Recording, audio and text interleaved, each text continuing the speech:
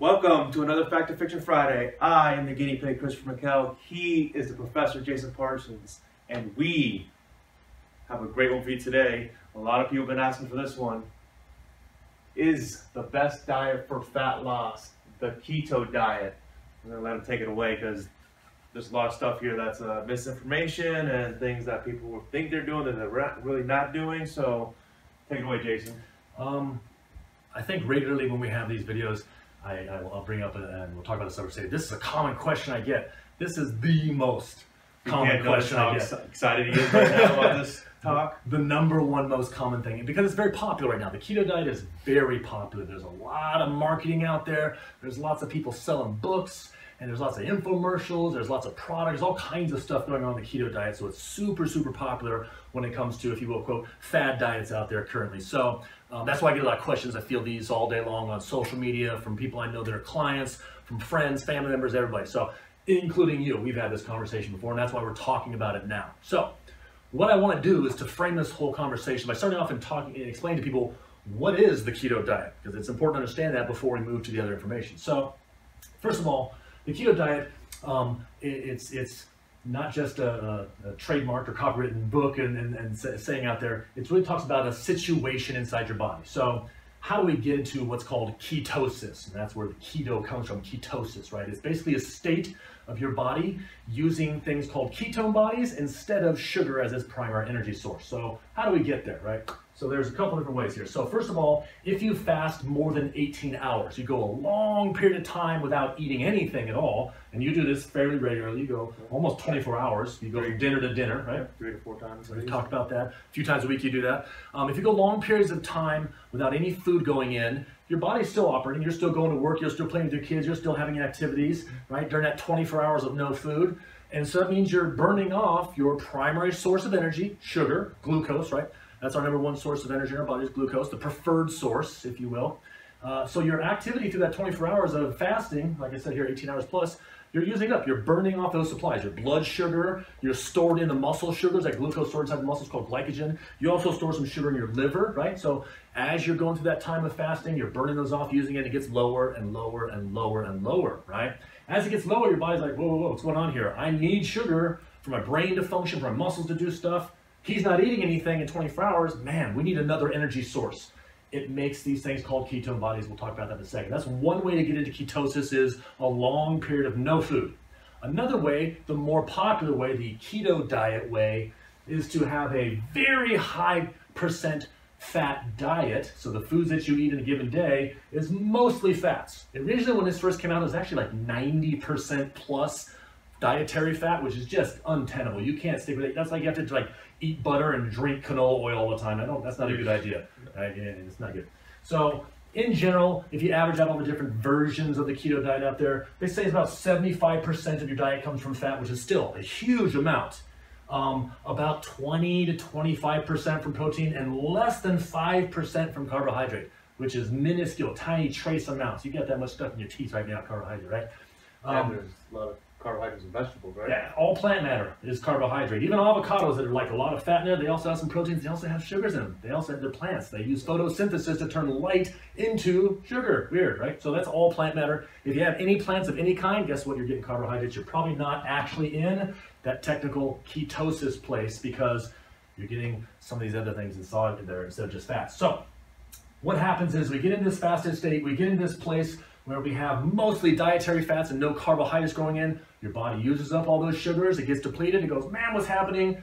And what occurs is your fat inside the liver, this pretty picture of the liver over here, that's a really good liver, by the way. Not bad. I like that, you got the separate lobes and everything. So the fat inside the liver is turned into these things called ketone bodies. And you don't need to know too much sciencey stuff about that, just understand that ketone bodies can sort of replace glucose as an energy source for the cells of your body to function.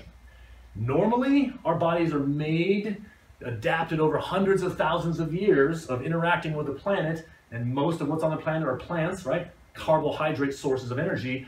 We've adapted over many, many, many hundreds of thousands of years to be able to use glucose, sugar, carbohydrate, however you want to convey that word, it's all the same, as our primary energy source. In the event we don't get it because we either starved ourselves purposely or incidentally, or we've been eating way more fat than normally we would, your body will find a way. And it goes in this place of ketosis by turning fat into ketones this is an interesting, important topic, and part of it to understand. The primary energy source, your brain, the number one consumer of sugar, up here, it wants sugar, it wants glucose. That's what your brain prefers. It almost demands it. When you get low blood sugar, and Chris has experienced this before, and I make fun of him, I love bringing up in these videos, when he goes through his fast, one of the things we had to learn the hard way, even though I had said it ahead of time, he forgot about it, is to make sure that you don't go do exercise when you fasted for long periods of time, because just the fasting alone drops your blood sugar levels. Now you go do exercise, in this case, Orange Theory, which is super high intensity exercise, and you have no blood sugar, what happens? Well, your brain, the number one consumer of sugar in your whole body, says, hey buddy, guess what you're not going to do? You're not going to stand upright anymore. You're going to lay down right there and be lightheaded in hypoglycemia. I didn't forget. I was just pushing the envelope and see what you get away with. Yeah, it didn't work too well for me. Fair enough. Hey, you know what? I told you not to do it. You want to learn yourself. That's one of the great ways of learning things. Hearing about it versus doing it, those are different ways of learning. Kudos to you, you learned. And it makes for good fodder for our videos, so it worked out. So low blood sugar already from fasting, then you go and throw in some high intensity exercise that demands all that sugar. You use it up. What little sugar you have left, your brain gets upset. It says, no, I need the sugar. I need that glucose, right? And so you got lightheaded, diaphoresis, cold sweats, and like, oh God, you had to sit down. It was kind of embarrassing, whatever. That's very common, especially right now in the New Year's resolutioners. They don't know any better. They go to work all day long. They don't eat very much. They just have coffee. They come in and hit the gym for the first time in the past 9 months, and then bam, they bonk out also. Very common. So the brain prefers sugar. Interestingly enough, there's a couple types of cells in your body that only use sugar. Red blood cells, they don't have mitochondria. Mitochondria is just part of your cells and the rest of your body that generate energy by breaking down sugars. Your red blood cells don't have those, so they have to only have sugar as an energy source. Your liver, this is really weird, right? Your liver is what actually turns fats into ketone bodies. Your liver can't use ketone bodies as energy. It has to have sugar also, so it's kind of a catch-22 there for the liver. So those two things only use sugar, therefore you have to have it. Your brain prefers it. Other cells, your muscle cells, skin cells, other stuff in your body, it can adapt. It can use ketones in exchange for glucose. If you don't have enough glucose, that's okay, we'll use ketones, right? They'll get by. Your body will change over time. If you keep in that status of the keto diet head and want to stay in ketosis, it'll adapt. However, red blood cells, liver, absolutely have to have sugar, glucose in this case, and the brain prefers it. So your body, every single day, has the capability. It absolutely does produce sugar on its own. It makes its own glucose, whether you consume it or not, doesn't matter. Because these things have to have it. You don't want to die. Your blood cells go bad, you're done. That's it. Your liver goes bad, you're done, right? Your brain prefers it, as you experienced the hard way. So your body uses this big chemical process called gluconeogenesis. Glucose, neo, new, genesis, creation. So creating new glucose, it turns proteins into glucose, right? It can turn to other substrates, but it's proteins the number one thing it turns into that. So it makes its own glucose every day. Every day your body makes 120 grams approximately, different body sizes, different amounts, but about 120 grams of glucose are created every single day by your body all by itself, inside your body. It just does it. You don't have to eat it, doesn't matter. It makes its own so that your red blood cells can be fueled, so that your liver can be fueled, and so that your brain can still get some of what it prefers to have as an energy source. On a given day, your body has to have 100 grams, so it makes about 120, so it's just covered its bases, just to that gluconeogenesis process. This is important to understand that proteins can be turned into glucose. And the reason that's important, what we talked about up here, the standardized, or the average, if you will, keto diet is about 75% fat, 20% protein, and 5% carbohydrates, sometimes less if you're really crazy, those kooky people out there. That 20% protein, oftentimes we'll find people have far more protein, right, in their diet, 30, 35, 40%. So it's a high fat, high protein diet with really low carbs. That is not a keto diet. The reason being, that elevated amount of protein in your diet, guess what your body will do with those proteins? It will use gluconeogenesis to turn those proteins in your diet into glucose. Therefore, you're not as much into ketosis. You're not needing to create ketone bodies because your body's just taking and converting that probably expensive protein from your steak, from your eggs, from your protein powder, wherever you're getting it, is turning that into glucose already. So technically, you're not going to be in ketosis or be on a technical keto diet if it's relatively high in protein. It has to usually be 20% or less. And that's why I said it's kind of silly. The true keto diet is just a monstrous amount of fats. It's just really not tenable. So That's an interesting thing to keep in mind. Why I tell most people, hey, you're not actually in ketosis. You're not in that place because you got too much protein in your diet.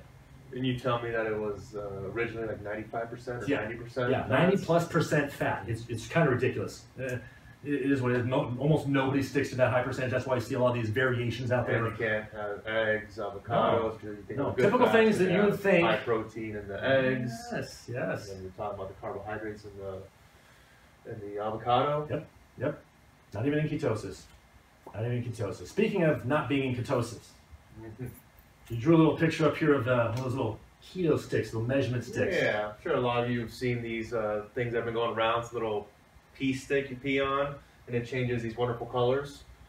So, you know, the lighter color is how many ketones you have. So the darker it gets all the way to here, that means you're like supposedly full of ketones, possibly in full ketosis or in ketosis, whatever that number is. This sad guy here, he's not too much of ketone. So my business partner, Justin, he's been trying to do this keto-friendly diet type of thing. He's always trying to eat the right things. Is it keto-friendly or not?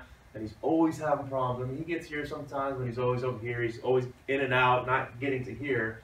And then Jason explained that the fasting part, and I'm like, oh, I do intermittent fasting 3-4 times a week. I wonder if I'm in ketosis right now, how many ketones I have. I took one of those sticks, went to the bathroom, did a little pee test on it, and what do you know? I had the most amount of ketones on this strip here, and I don't even try the keto diet just because of this fasting portion of it. Yeah, and that's an important thing. And it's funny because poor Justin's trying his hardest to be in ketosis, not knowing that some of the things he eats, avocados, eggs, both of which are wonderful foods, they just were getting a little bit more carbohydrate than maybe he needed to get into ketosis, and or too much protein. Both great things, not bad, but for his goal of getting over here to the dark end of the stick, it just wasn't happening. You, simply just using fasting, got that place. It's important to understand, to create ketone bodies, we just have to have a really low amount of sugar in the body. You can do that multiple ways. You can only eat things that aren't sugar, fats and proteins, preferably fats, or you can just not eat. Either way, you're getting to that same place where the body has to create ketones, energy, from the fats it already has inside of it, in the liver. So that's one of the big jokes in the office now, is that I'm in ketosis. And not even trying. Not even trying, just tries his hardest, and isn't. So I want to step back, and now that I've explained what ketosis is, how the keto diet works, things of that nature, and go back to the statement we have on the top here. So the best diet for fat loss is the keto diet. Really quickly, short and simple, wrong. That's a fictional statement. It is not the case. Oh, everybody's going to get mad at me. All the comments are going to start flying on this video after this. Let me qualify that. There is a large amount of research out there on ketosis, on ketones, on the ketogenic diets, the variations of that say very good, positive things. And we're going to talk about some of those great things here in a second because there's value to it. However, the specific statement we said, the best diet for fat loss is the keto diet, is absolutely not true. The research out there on specifically fat loss, right? And that's what a lot of people want to do. Most of our viewers are looking to lose some weight, specifically fat, to lose that. It's a very hot topic out there. It was why the keto diet is so valuable, is because of fat loss. But the reality is, it is not better from a metabolic fat loss standpoint than other calorie and protein equated diets. Let me explain what that means. Of all the research out there for fat loss purposes using the keto diet, when they compare a higher carbohydrate diet and a higher fat diet, the keto diet, right, to a standard American diet, you can see we did a little visual up here. The standard American diet, SAD, right, which is very high in carbohydrates. You can see a little legend up here. So orange is carbohydrates. Most of the 75% of the average person's diet is carbohydrates. Americans eat a lot of carbohydrates, right? This part of the strip. Yeah, they're actually back over here peeing on their hands, so it's not, there's no ketones at all for the average American, right? With a moderate amount of protein and a tiny amount of fat, because apparently fat's the bad guy in American standard. You know, since the 80s, when everything became non-fat, low-fat, fat became the bad guy in your diet. And the reality is that's just silliness. There's no research that studies that. In fact, it's the opposite, but that's another conversation. So when we compare the standard American diet of this ratio, high carbohydrate, low fat, to a keto diet, which is high fat, low carbohydrate, the studies that have purposefully compared those two and kept protein the same and total calories the same. They're protein equated and calorie equated. So it's apples to apples. The only change is how much carbohydrate versus how much fat. All those studies across the board have shown there is no metabolic advantage for the keto diet over a higher carbohydrate diet. There isn't. The problem is there's a lot of studies that don't do that apples to apples comparison. They're not equated for calories and or they're not equated for protein. So we know if the standard American diet they use as their control over here is 2,000 calories and the keto diet's 1,500, guess what? They're going to lose more because it's just calorie restricted. It's 500 calories less. So obviously that's a difference. Or if this one over here has 25% protein, this one over here has 40% protein, that change also is going to mess up the comparison. So the problem is there's a lot of studies out there, but very few of them, there's not few, there's a good amount of them that are calorie equated and protein equated. All of those across the board show that there's no advantage.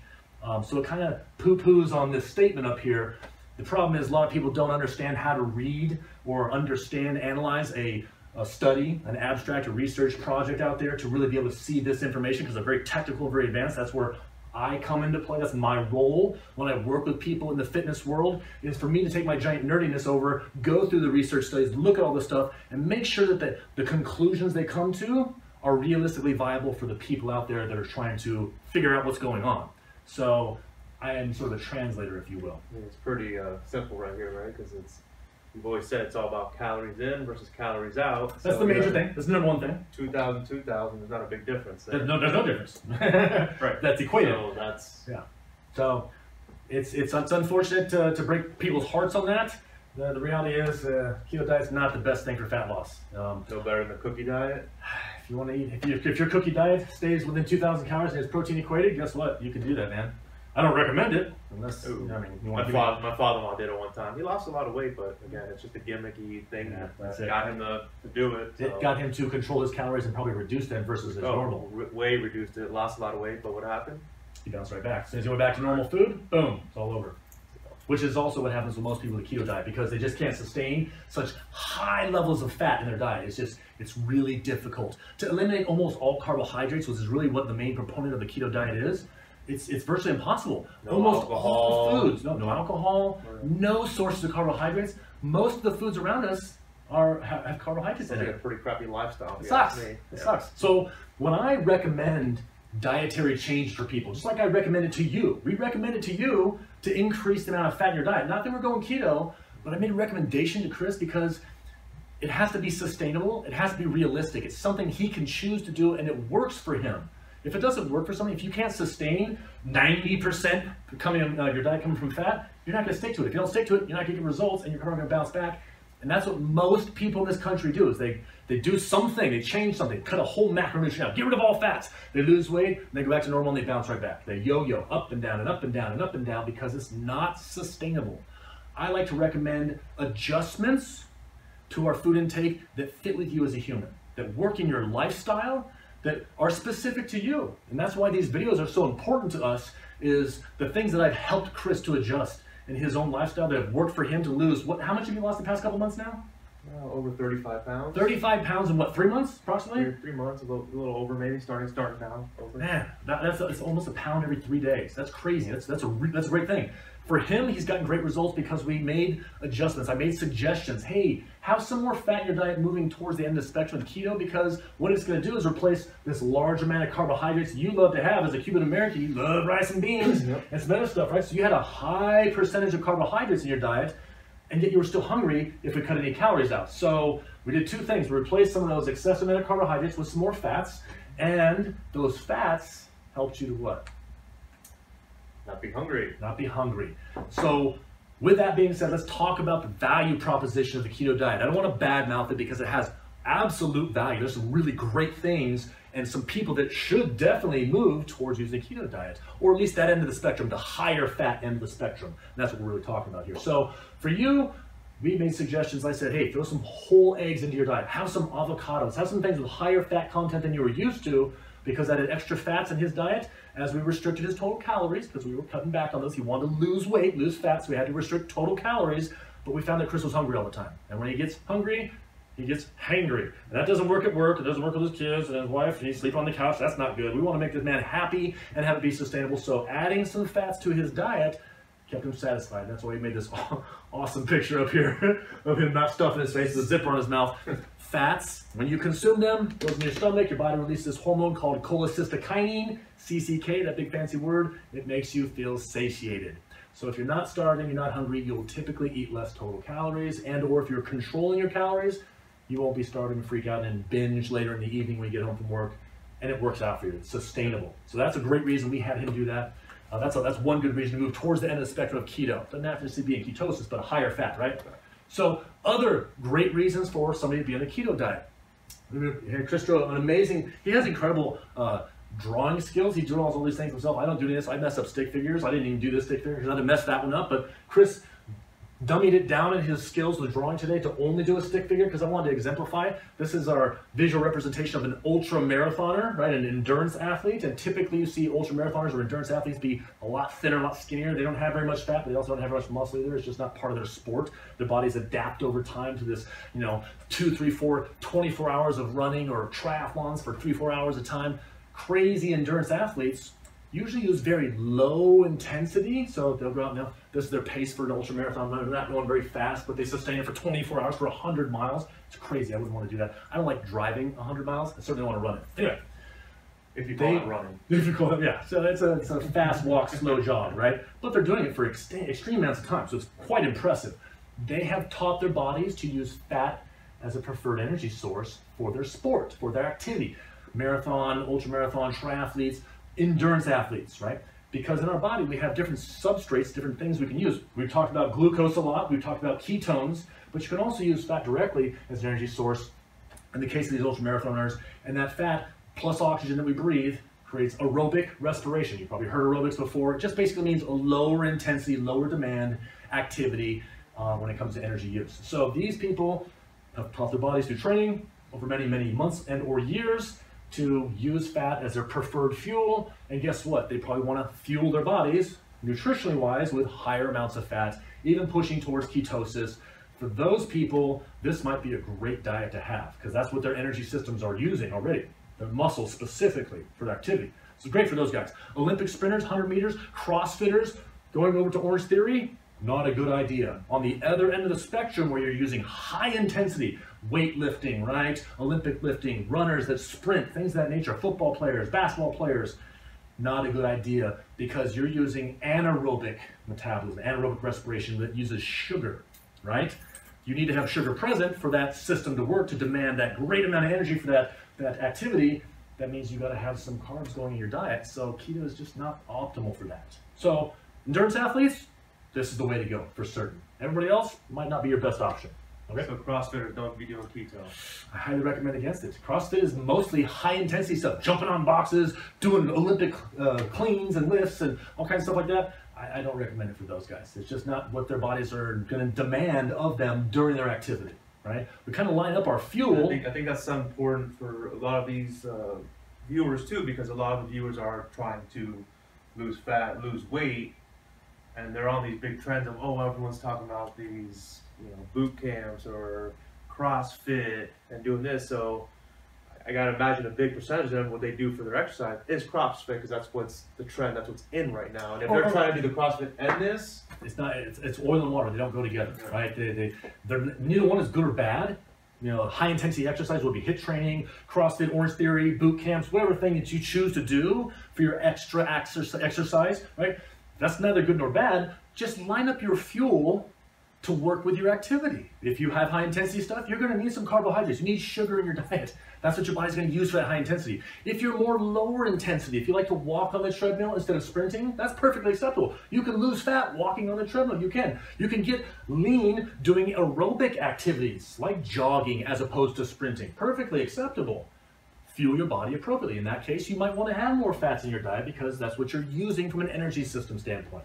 So it's really about understanding the needs, exercise-wise, and the fuel, and just put them together properly. That's why there's no one right way. Look at your lifestyle. What do you want to do? Do you want to run fast up hills, or do you want to just go for a long walk and eat accordingly? That's the difference. So that's a great reason for keto is endurance athletes. And then honestly, of all this body of information out there, all the studies and research done on the keto diet, perhaps the most profoundly important are some diseases that we suffer through in our lives as humans that can be mitigated or made better in some capacity with a ketogenic diet. So epilepsy, right? People that have seizures, even Navy divers, right? They have some issues with coming up and down from pressure and gas exchange in the body.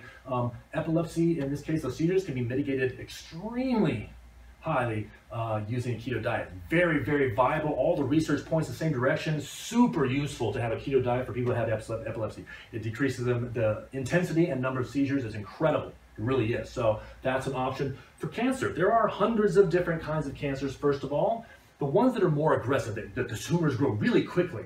You may have seen out there in the interwebs out there that cancer cells need sugar to grow. That is true. They are very similar to red blood cells in your liver in that they need to have glucose. That's what their fuel system is. But these cancers, because they have kind of messed up mitochondria. They have mitochondria, but they're kind of messed up. So in cancer cells, if you will starve them of sugar by putting your body into ketosis, it can slow down a lot of the cancer's growths, especially the more aggressive ones, right? And then we come down to Alzheimer's. This is probably one of the most profound and newest burgeoning fields out there when it comes to using a keto diet. Alzheimer's is somewhat understood. They're still doing a lot of research, still trying to really figure out what's causing this, but they're somewhat understood. Their belief system currently is that Alzheimer's, this degradation of how our brain works and moving towards cognitive disability, is based on your brain cells' inability to properly use sugar. Basically, you get insulin resistant. Insulin is just a little hormone that lets sugar go from your bloodstream into your brain cells, right? Just lets it go through there. If you can't use the sugar because insulin's not doing its job, your brain cells are resistant to using insulin, you can't get the sugar and the brain kind of starves. And I'm making this very simplistic, but that's the basis of what it is. So Alzheimer's is kind of the brain starving when sugar is the only energy source available. If you go into a ketogenic diet and you start creating those ketone bodies, your brain can use those also. So you don't need to have that insulin for those ketone bodies to get moved through there. So that allows your brain to start getting a fuel source, an alternative one, as opposed to glucose that it wasn't be able to get because of insulin resistance. So that's an option also. Now, very important caveat, I put this in red down here. I am not a doctor. I do play one on TV sometimes. This is not medical advice. If this is something that you've heard for the first time, you're interested, go talk to your doctor. Don't take my word for it. I'm just sort of talking about the body of science out there just to get some insight. Definitely not making medical recommendations. I can't do that. I don't want to get hurt from that. So in these three cases, from a satiety standpoint, having more fat is great. For endurance athletes, absolutely keto diet. If you adapt to keto diets that way, your body can very much go on forever, like these 100-mile runners out there. And then finally, for these diseases, it's got a lot of science and research behind it that says keto diet is great for those things. But that's not what we're here. Ask your doctor. Ask your doctor. But we weren't talking about that. We were talking about fat loss. And as I've already said, yeah, in a calorie equated and protein equated diet, the studies show not any better. Not better.